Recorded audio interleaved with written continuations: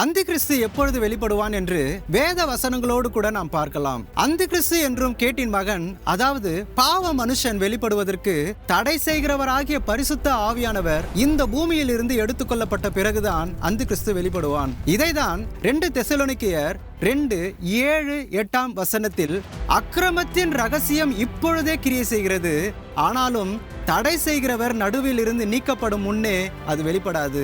நீக்கப்படும் போது அந்த அக்கிரமக்காரன் வெளிப்படுவான். பரிசுத்த ஆவியானவர் இயேசு கிறிஸ்துவின் மனவாட்டியை ஆயத்தப்படுத்திக் கொண்டிருக்கிறார்.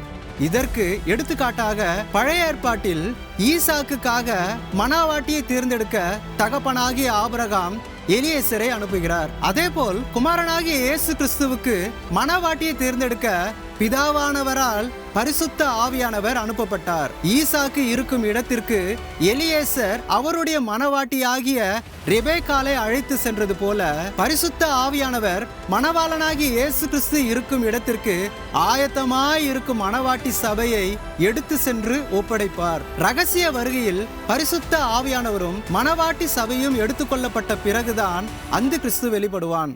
அப்பொழுதுதான் உபத்திரவ காலம் தொடங்கும்.